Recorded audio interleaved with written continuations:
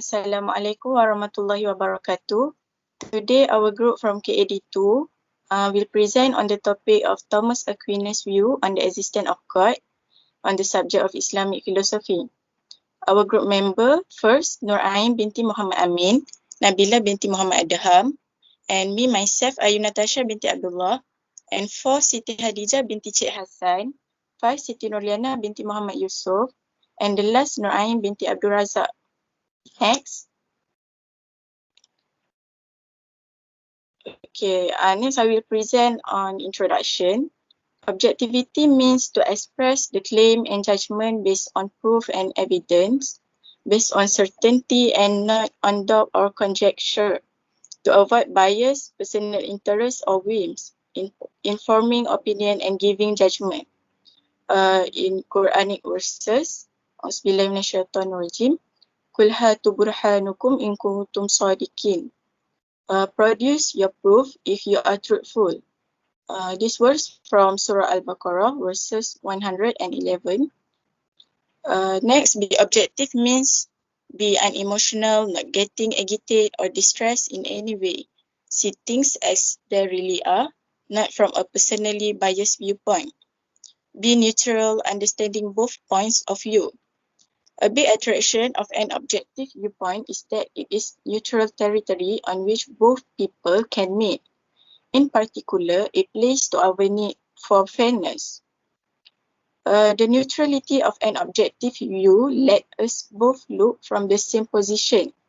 And if we cannot do this, then at least we can get someone else to do it. This is the role play mediators, judge, and other intermediaries who stand in the third place. Next.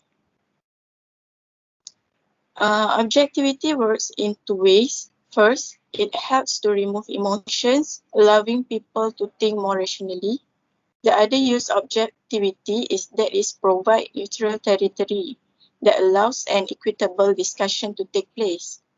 An objective viewpoint is thus more realistic, fairer, and far more likely to be result in an agreeable resolution to human difference. Objectivity is the opposite of subjectivity.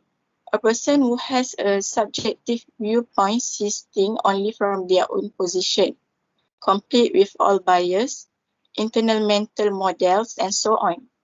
The problem with a subjective point of view is that it is invariably different from everyone else's subjective viewpoint.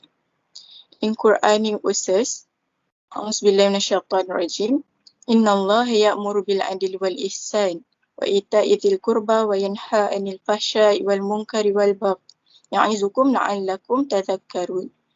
Surah An-Nahl, verse 19. Indeed, Allah commands justice, praise, as well as courtesy to close relatives. He forbids indecency, wickedness, and aggression. He instructs you, so perhaps you will be mindful. Okay, that's all from me. Thank you. Okay, next we go to biography Thomas Aquinas. Okay, my name is Siti NURLYANA binti Muhammad YUSOFF, 1172142.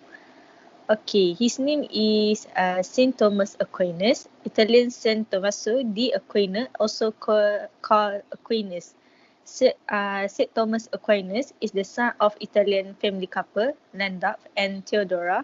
He was raised in Roccasecca, Italy, with his 7 siblings and is the youngest child. Saint Thomas Aquinas was born in circa 1225 in Roccasecca, Italy. Thomas died at the Cistercian monastery of Fassonova on 7 March 1274 in his 49th year. Thomas is a well-known saint in the Catholic teaching and also renowned Italian philosopher and theologian. He was especially well-known for his inclusion of 2 ideologies from Aristotle's philosophy and the teaching of Christian church in his work. Saint Thomas Aquinas spent the next 5 years completing his primary education at the Benedictine house in Naples. During those years, he studied Aristotle's works, which would later become a major launching a point for Saint Thomas Aquinas on exploration of philosophy. 1239, Saint Thomas Aquinas began attending the University of Naples, and he secret joined an order to Dominican monk, received the habit in 1244. There he studied the art, theology, metaphysics, philosophy and politics. During that time, he became interested in the work of the church and become interested in joining the Dominican order or the Catholic religious.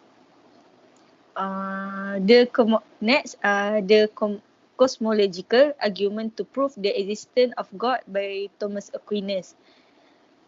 Argument that make an interpretation from fact about the universe, which is cosmos, to the existence of God. Cosmology argument in natural theology and natural philosophy is an argument to prove the existence of God from supposed fact concerning causation, explanation, change, motion, contingency or dependency with respect to the universe or some totally of object.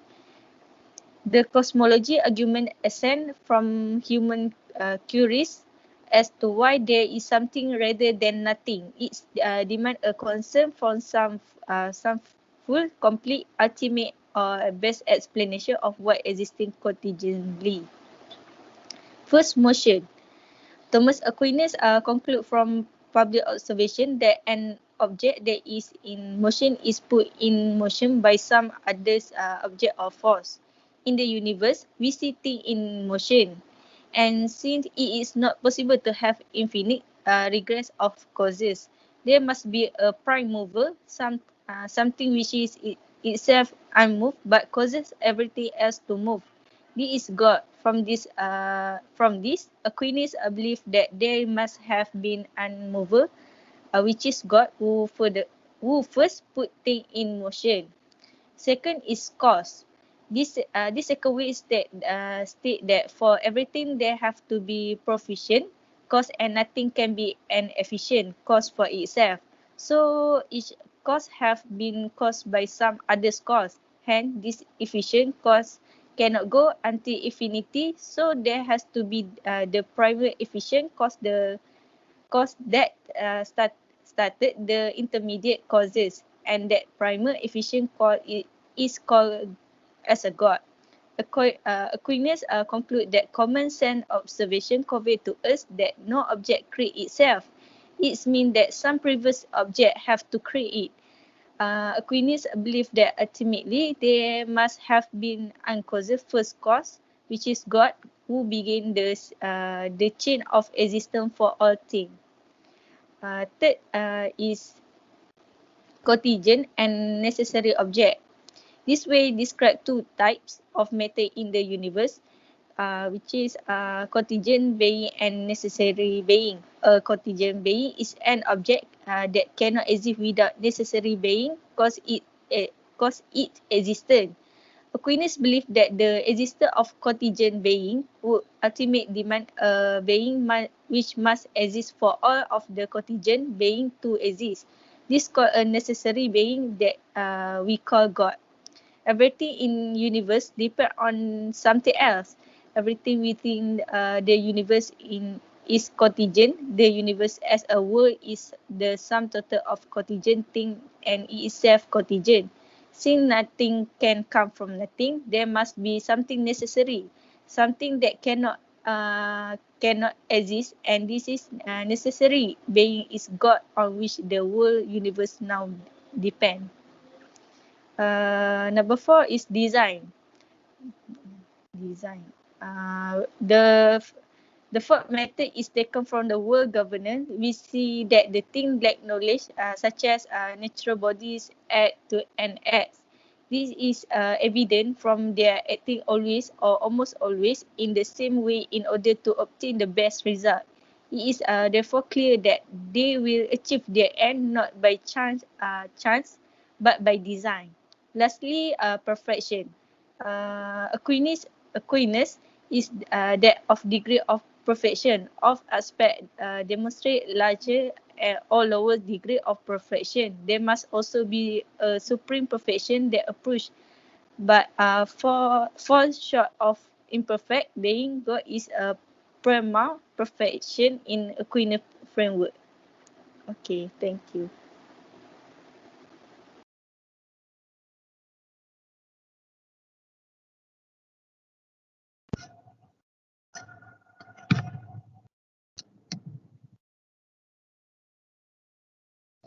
Um, Strange Thomas Aquinas idea. Okay, the strange of Thomas Aquinas is according to the five way of idea of Thomas Aquinas.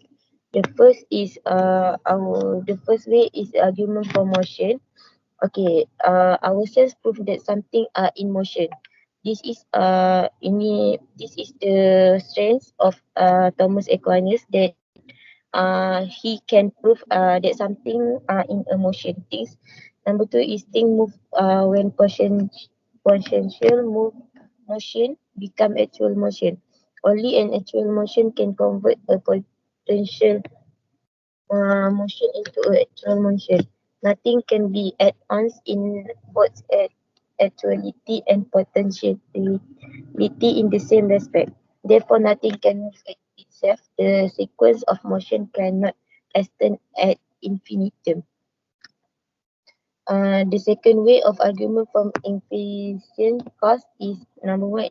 We perceive a series of efficient cost of things in the world. Second, nothing exists period in itself. Therefore, nothing in the world of things we perceive is a efficient cost of itself. If a previous efficient cause does not exist, neither does the thing that result the effect. Therefore, if the first thing in a series does not exist, nothing in the series exists. The third way argument from the possibility and the necessity. We find in nature things that are possible to be and not to be, that come into being and go out of being, contingent being. Assume that everything being is contingent being. For each contingent being, there is a time it does not exist. Therefore, there could have been a time when no things exist. Therefore, of that time, there would have been nothing to bring the currently existing contingent being into existence.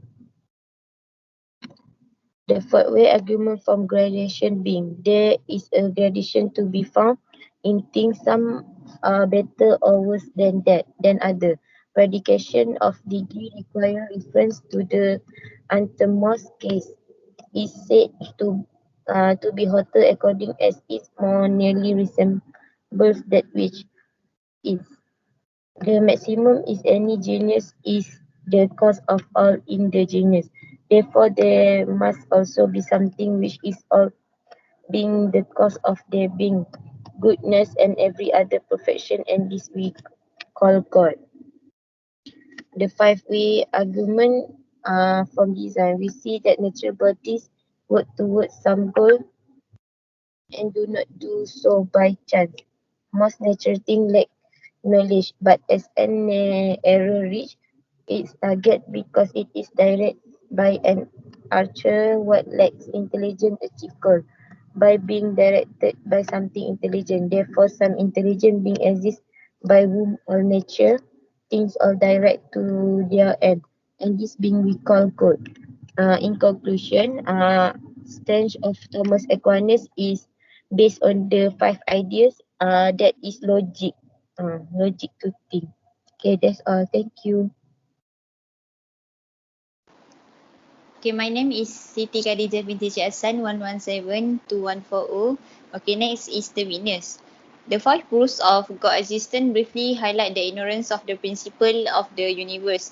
Despite the number of strengths this theory has, there are just many, if not more, witnesses. Okay, the third approach of the cosmological argument of Aquinas is about the belief that God is an essential being. According to McGregor, this argument states that the interpretation of the universe leads back to something non-contingent because everything in the universe is contingent. Okay, all in the world depends on something else. Which suggests that there was once a time when there was none. Okay, this suggests there is must have been external to the being that formed the world and must be a necessary being as well.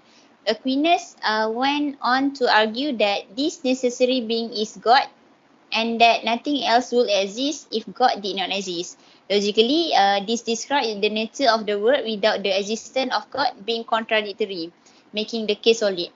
Aquinas, his argument, however, received some criticism from David Hume.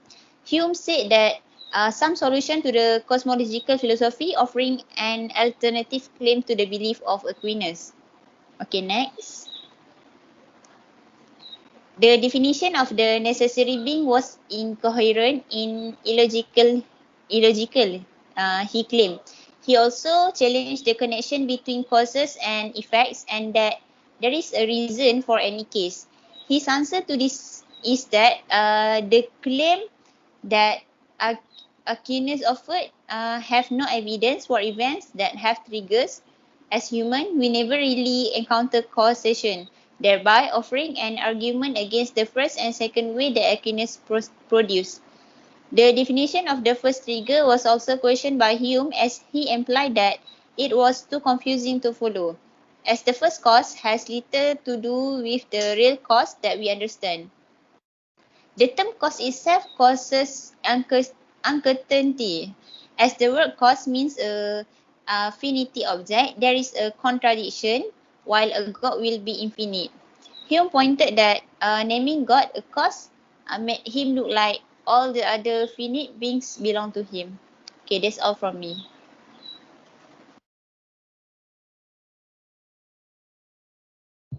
Okay, next, my name is NURAIN binti RAZAK 1172723. I will present about Thomas Aquinas' theological virtue. Okay, firstly, Thomas Aquinas taught about theological virtue, which have levels, namely faith, hope, and charity. The virtue of faith is called the first of all virtue because it is the belief in the existence of God. He is the creator of the universe and all things, as the referee who punishes the bad deeds and rewards the good deeds. Humans should worship him and follow his commandment without any rejection or doubtful. Because the virtue of faith is the virtue of hope, because the belief that God is the ultimate goal of humans. Humans aspire to reach God and receive God's grace and blessing.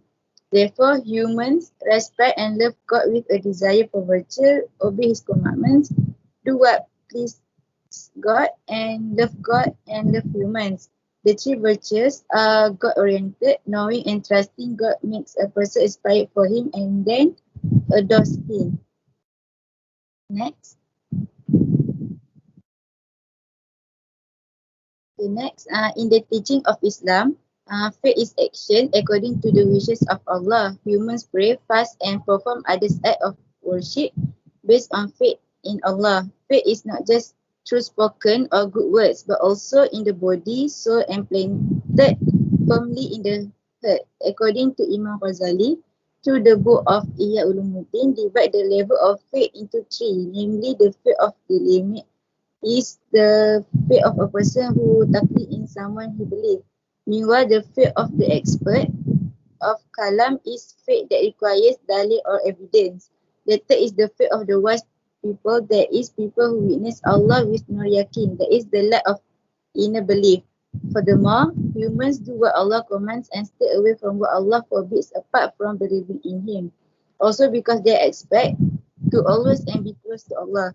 Living in this world that rules and law is Allah, the one making the universe is Allah. Humans have many desires, but only Allah is able to fulfill human desire.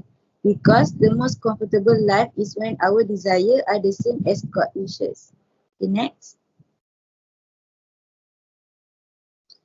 Lastly, charity or love. The concept of love is more meaningful for Allah. However, love that is mahabbah to Allah will also produce a form of charity and compassion for others.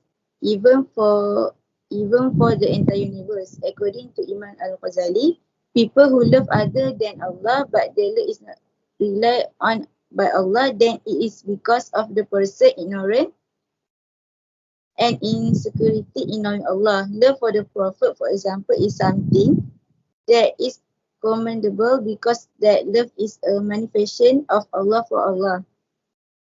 This is because Rasulullah sallallahu alaihi wasallam is a person who is loved by Allah. Thus, loving someone who is loved by Allah means also loving Allah Himself.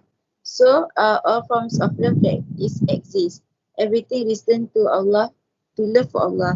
So, as a conclusion, faith is an imparted virtue by which reason, by the movement of the will, agrees to the supernatural truths of revelation, not on the motive or intrinsic evidence, but on the basis of the sole revealed authority of God.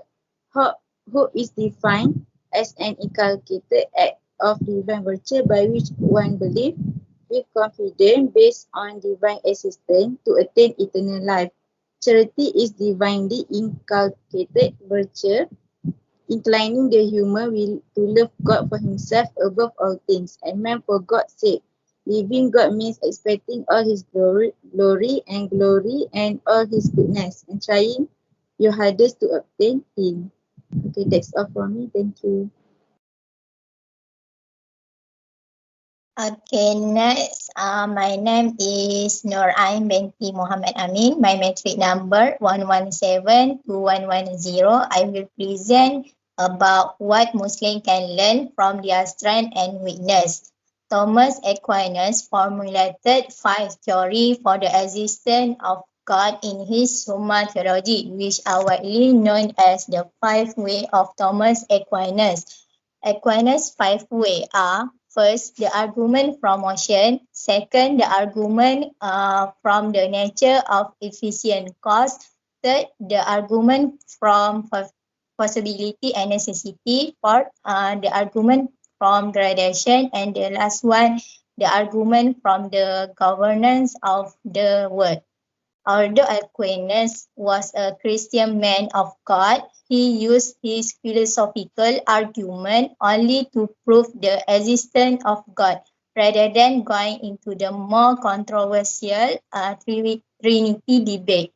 Aquinas believed that the existence of God could be proven philosophically by the natural power of reasoning. Muslims can know the concept of Islam necessary being is similar to that of the Christian apologists such as Thomas Aquinas when they design proof of God. Okay, next slide.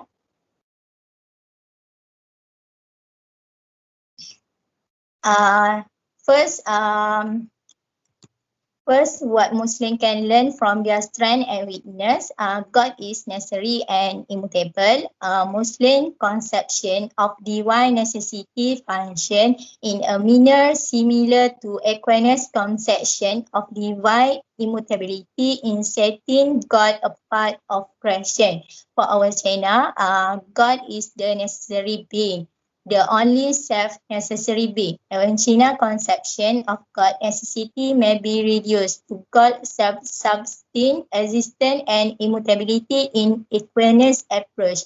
That for our China from God necessity, even his conception of God as necessary being equal to Aquinas' conception of God as immutable. It can be shown through an analysis of his frequent reference to God as necessary in all respects, mean that God is fully in act and is free from potency. Similarly, for Aquinas, God immutability amount to God freedom from potency. All other beings are in some sense potential and liable to change, but God changes not in any respect whatsoever. Hence, God being necessary in all respects in eventual conception of God has the same function as God immutability in Aquinas' system. Next slide.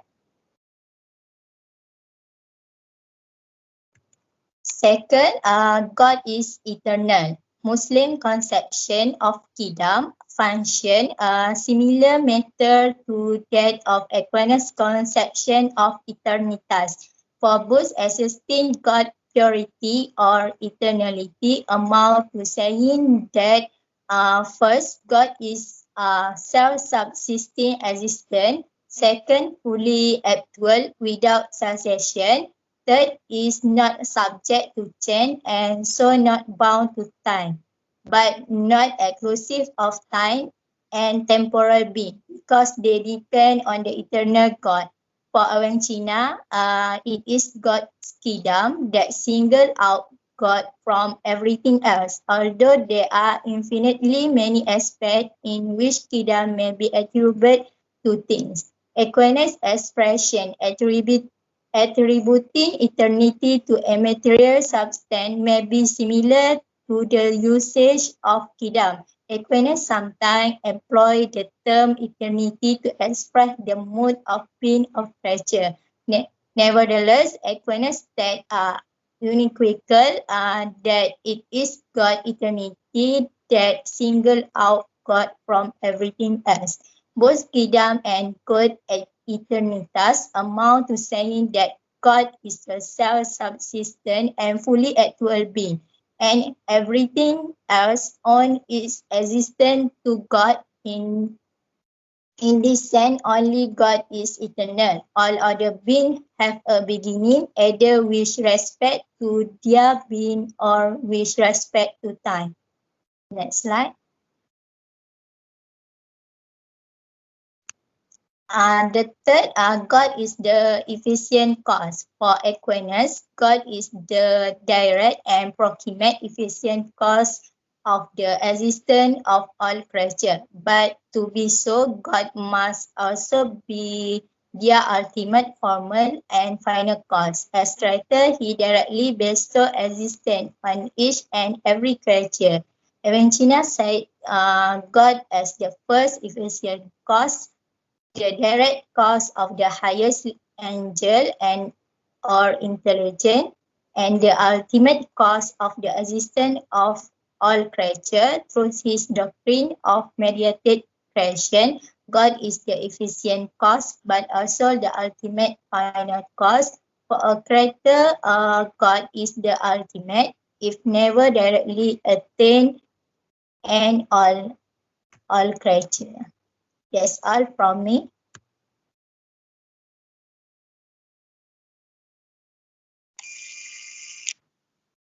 My name is NATASHA binti ABDULLAH. My metric number 1172129.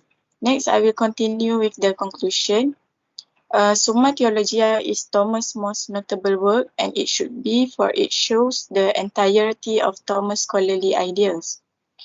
Cosmological arguments is natural theology and natural philosophy are arguments in which the existence of God is inferred from the foretold facts about cause, explanation, change, movement, contingency, or dependence on the universe.